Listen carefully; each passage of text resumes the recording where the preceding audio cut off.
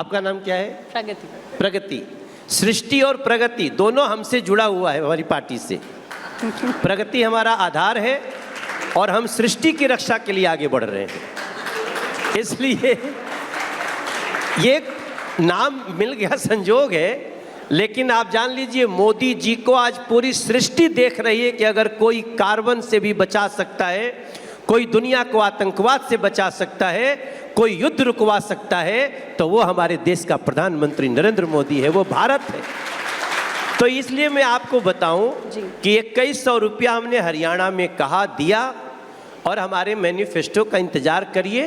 हमारे नेताओं की इतनी पैनी नज़र है, क्योंकि अब हम 10 साल में देश की स्थिति को इतना मजबूत कर लिए हैं कि हम केवल 5 साल तक फ्री अनाज ही नहीं दे रहे हैं जी।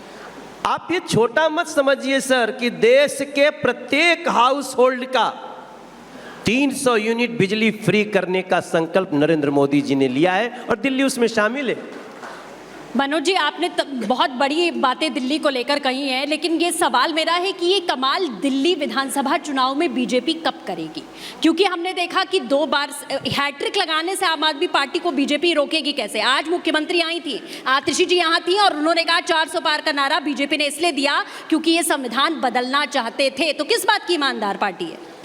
आम आदमी पार्टी के हाथों की रेखा में हैट्रिक है ही नहीं। आम आदमी पार्टी के हाथों की रेखा में अब परमानेंटली विदाई है। हाथ देखना भी शुरू कर दिया आपने? हाँ, मैं पहले से, मैं तो, अरे हाथ देखने की जरूरत नहीं पड़ती, हम तो चेहरा देख के समझ जाते हैं। हम अरविंद केजरीवाल जी का चेहरा देख के बता सकते हैं कि 2025 के बाद शायद इस देश में कोई भी आम आदमी पार्टी और स्पेशली अरविंद केजरीवाल पे कोई भरोसा करने के लिए खड़ा नहीं होगा सर। ये व्यक्ति ने गरीबों का मजाक उड़ाया है, इस व्यक्ति ने धोखा दिया है। आप पंजाब के किसी गली में चले जाइए, दिल्ली के किसी गली में चले जाइए, अब जो है ना दिल्ली की गलियों में क्या कहते हैं लोग, ये बहुत चालू हैं, ये बहुत ओवर स्मार्ट हैं। तब मैं आपको बता सकता हूं कि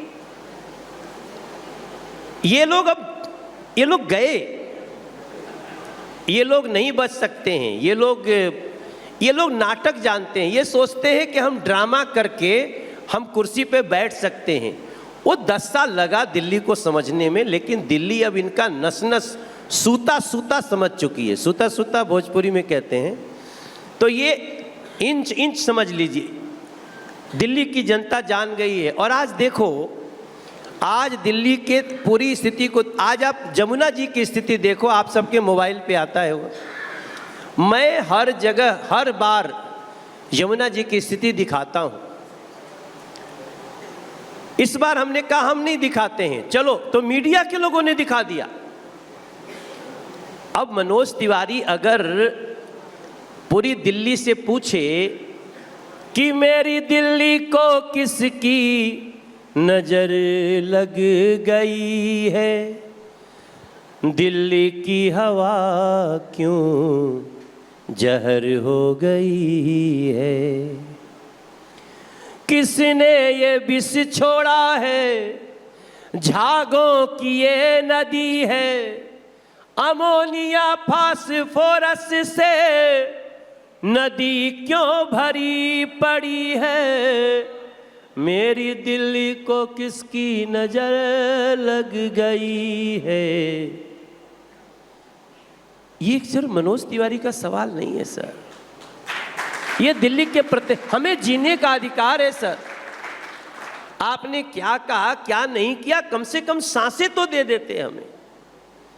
जो हमें सांसें तक नहीं दे पाए, और अरविंद केजरीवाल जी को मैं दिल्ली क्या, मैं बताता हूं, ईश्वर भी माफ नहीं करेगा इनको ऐसी गलतियों की।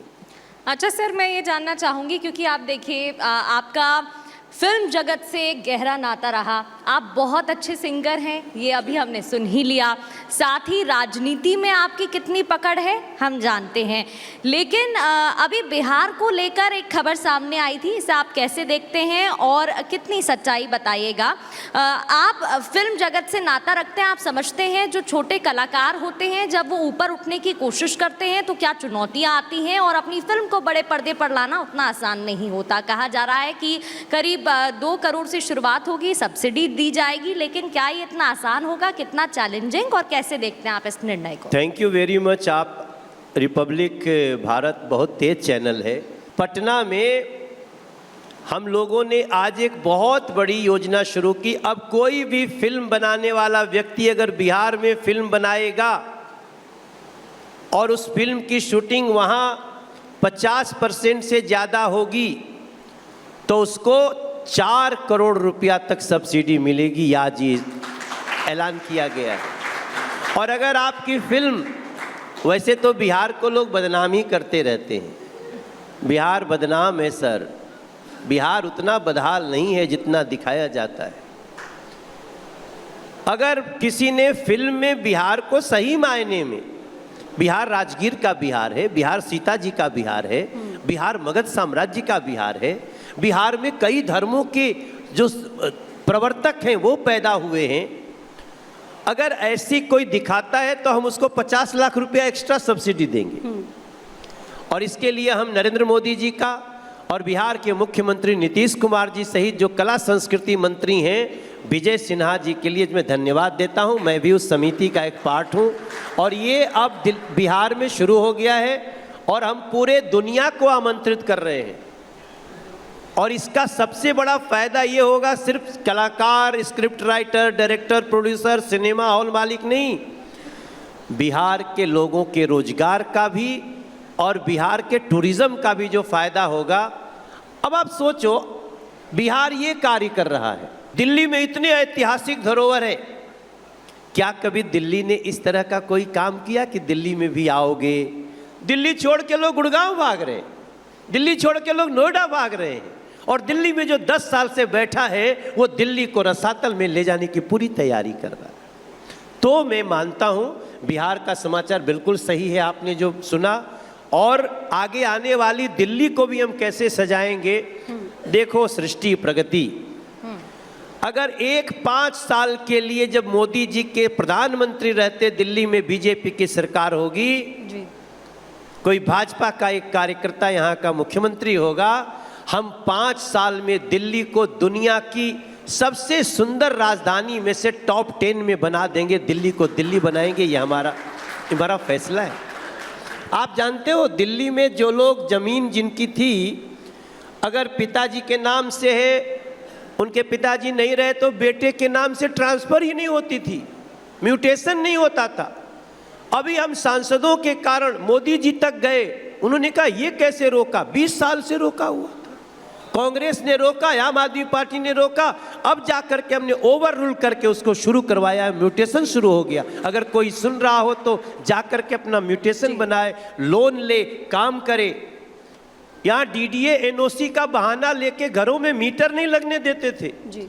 हमें एक फैसला लेना पड़ा कि डीडीए की एनओसी जो केवल नई कॉलोनी काटने के लिए होती थी, हमने उसमें बड़ा एक, ये बिजली कंपनियों के साथ मिलकर के, आप तो सुनते होंगे ना कि दिल्ली में बिजली फ्री है जी। दिल्ली में गरीब से 21 रुपया प्रति यूनिट बिजली का रेट लिया जा रहा था, टेम्परोरी तार जोड़ के जी। तो ये सारी चीजें जो भी दिल्ली का सुनेगा रिपब्लिक भारत पे, मेरा पूरा विश्वास है कि वो इसको कभी स्वीकार नहीं करेगा। इसलिए मैं लोगों से कहूंगा बीजेपी की सरकार। बिल्कुल मनोज